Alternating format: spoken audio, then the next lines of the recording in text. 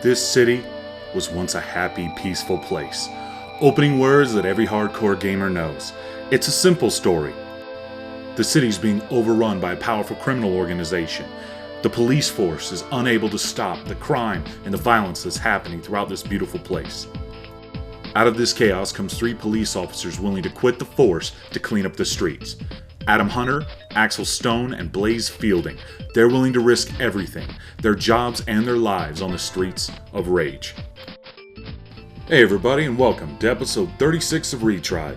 Today we're looking back at another one of my personal favorites, Streets of Rage, made by Sega for the Sega Genesis in 1991. And now it's time for the Streets of Rage roll call. First up, Adam Hunter. Age 23, he's a boxer and loves bonsai trees. Next up, we have Blaze Fielding, the youngest of the group, age 21, likes lambada, the forbidden dance. And then lastly, we have Axel Stone, who loves video games and martial arts. Aw yeah, video games!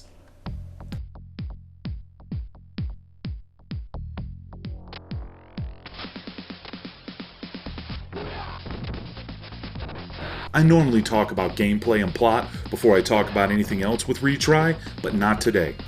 I have to start by talking about the music. Composed by Yuzo Koshiro-san, this is some of the best action game music in any video game, retro or modern.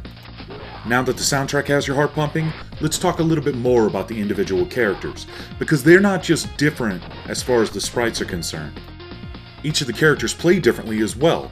Adam Hunter has the most power, Blaze Fielding has the most speed, and then Axel Stone kind of falls in the middle as being the medium character. This is definitely a case where being the middle character isn't always a good thing. Axel Stone has a really crappy jumping attack. He kind of has a jump knee, which you see here, and I'll tell you, it's awful, and the later in the game you get, the harder it is to beat groups of enemies without having a really solid jump attack like Adam Hunter or Blaze Fielding.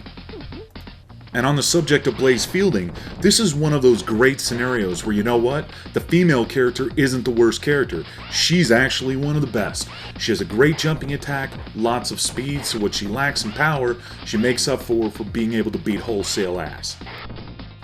I have to say one more thing about Adam Hunter. He's my favorite character in this game, and this is the only Streets of Rage where he even makes an appearance as a playable character. He has a brother named Skate that appears in the sequels, but you know what? He's not as good. There are 8 levels that you have to fight your way through, each having a boss at the end of each level like this one. You can fight through the game on your own, or better yet, you can fight through this entire awesome game as co-op multiplayer.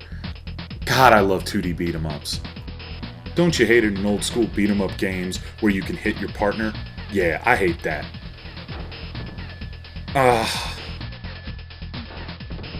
Like many 2D side-scrolling beat-em-ups, there's plenty of weapons to pick up, including the awesome baseball bat.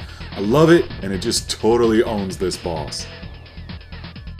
Each character also has a special attack in the form of the backup enforcer. He's not a playable character, he's a cop that's only shown during the special attack sequences. He basically races out in his police car and fires shots to help the players survive whatever they're fighting. Streets of Rage also had multiple endings. If you just play through the game normally in single player, you would get the good ending. But if you play through the 2-player mode of the game, the final boss will give you an option to swear your loyalty to him and become a criminal. If one of the players says yes and the other player says no, the final boss demands that the turncoat prove his loyalty by killing the hero. If you manage to kill your fellow do-gooder, then you can even turn your back on the crime syndicate final boss.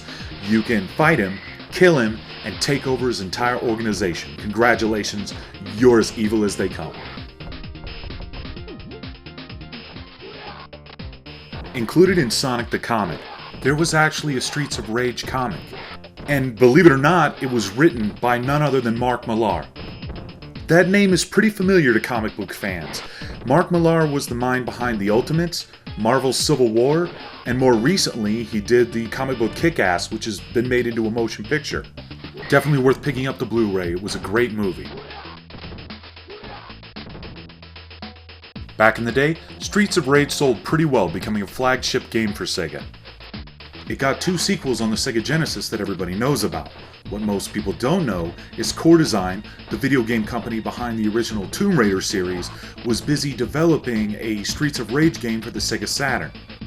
Of course, they were also developing the game for the Nintendo 64 and the Sony PlayStation, and when Sega found out that one of their flagship titles was going to be released on competitor systems, they completely pulled out of the deal with Core Design.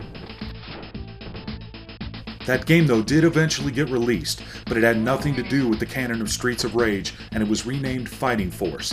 And it did well enough that it even got a sequel, so it became its own series.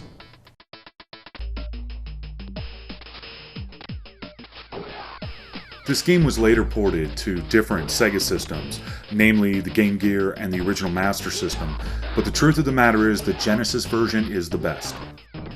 The Game Gear version dropped Adam Hunter as a character completely, only had 6 levels instead of 8, and didn't have as many animations as the Genesis version. Hey, but at least the Game Gear version of the game had multiplayer. When this game was released on the Sega Master System in 1993, that's 2 years after this game was released on the Sega Genesis. It had no multiplayer. It was released as a single-player game, which is a tragedy.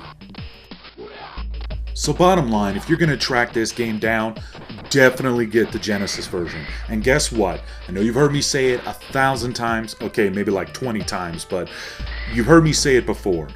The Wii Virtual Console. And this game was released on the Wii Virtual Console back in 2007, so you got no excuse not to pick it up and give it a go. Don't have a Nintendo Wii? Well, you're in luck. It actually did get released on some other systems.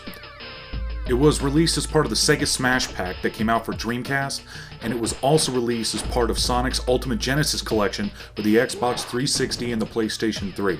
There's even a version released on Xbox Live Arcade that features better graphics and online cooperative play. Thanks for watching. For VideoGameSaga.com, this is Tony B, and I'm out. Retry? You know it.